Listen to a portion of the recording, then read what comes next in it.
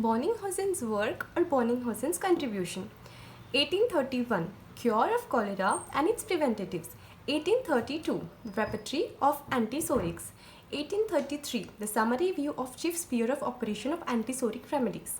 1833 again an attempt at homeopathic therapy of intermittent fever. 1833 Homeopathic diet and complete image of disease.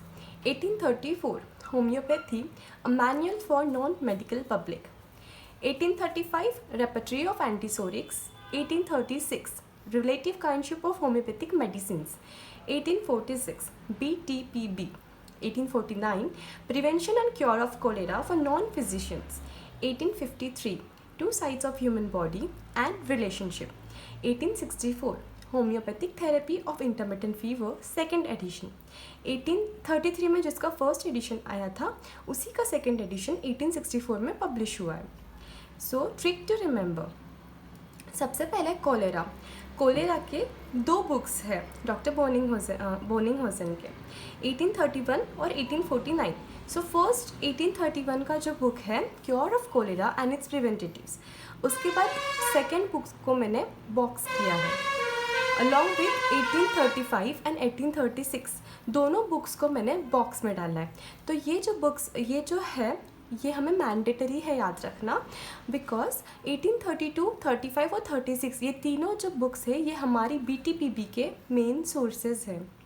ये तीनों books doctor बोनिंगहॉसन ने खुद से लिखे हैं, उनकी खुद की बुक्स है और उन्हीं तीनों बुक्स पे से उन्होंने BTPB बनाई.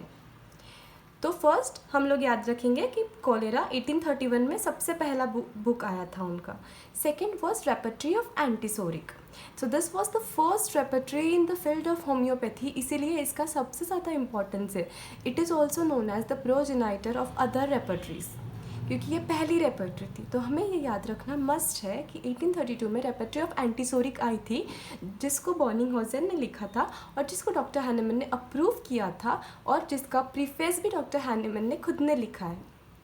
फिर 1833 की जो बुक है summary view of chief sphere of operation of antipsoric remedies, तो हम ये इस पे से ही याद रखेंगे सेकेंड बुक पे से कि ये जो रेमेडीज़ थे एंटीसोरिक रेपर्टरी के, उन्हीं के ऊपर से ये बुक बनाई है जिसमें उन्होंने उनके चीफ स्पीयर ऑफ ऑपरेशन लिखी है एंटीसोरिक रेमेडीज़ की.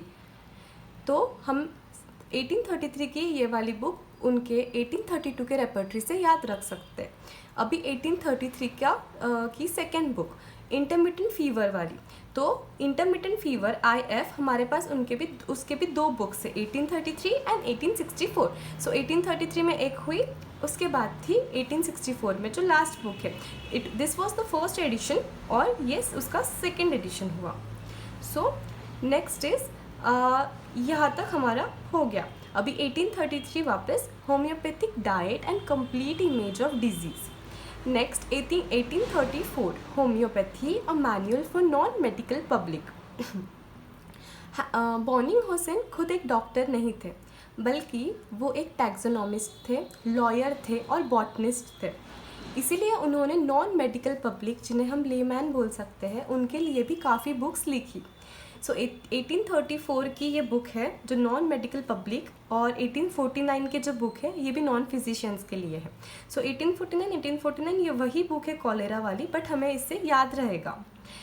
ये होगा 1834. अभी 1835 repertory of non antipsorics. 1836 relative kinship of homeopathic medicines. तो जैसे हमने कहा कि ये तीनों हमें याद रखना मस्ट है अलॉन्ग विथ BTPB का ईयर, क्योंकि this 3 books are the sources of BTPB.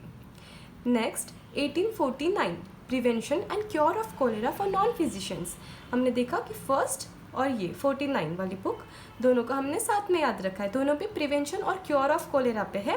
पहली इन जनरल है, नेक्स्ट फॉर नॉन फिजिशियंस उन्होंने मेंशन किया है.